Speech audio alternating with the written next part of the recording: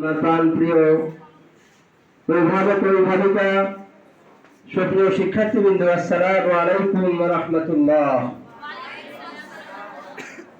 সালামের জবাব আসে না। আসসালামু আলাইকুম ওয়া রাহমাতুল্লাহ।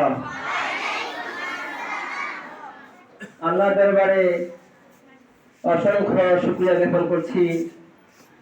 আল্লাহ আমাদেরকে সুস্থ রেখে দীর্ঘ হায়াত দিয়ে যথা সময়ে আমরা প্রতিবারের মতো নির্ধারিত তারিখ অনুযায়ী দোয়া অনুষ্ঠানে সমবেত হতে পেরেছি। এই জন্য আমরা উচ্চকণ্ঠে আবার বলবো আলহামদুলিল্লাহ। আজকে আসলে দোয়া নেওয়ার পালা। প্রত্যেকটি আমাদেরকে দোয়া নেবে, দোয়া অনুষ্ঠান। আমি বক্তব্য দীর্ঘায়িত করবো না, হয়তোবা পরে 1-2 মিনিট পরীক্ষা হল সম্পর্কে কিছু কথা বলবো। আমি প্রথমে কয়েকটি কথা বলতে চাই অভিভাবক উদ্দেশ্য করে। আপনারা অবশ্যই জানেন আমাদের মাদ্রাসার ব্যাপারে, আমাদের লেখাপড়া সম্পর্কে অবশ্যই আপনারা অনেকে অবগত আছেন, যারা নতুন আসছেন অনেকে জানেন না।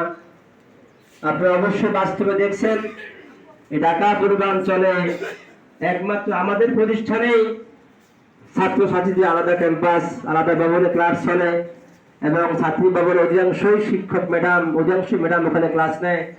এটা খুব কম। এটা আশা করি আপনাদের ভাগ্য।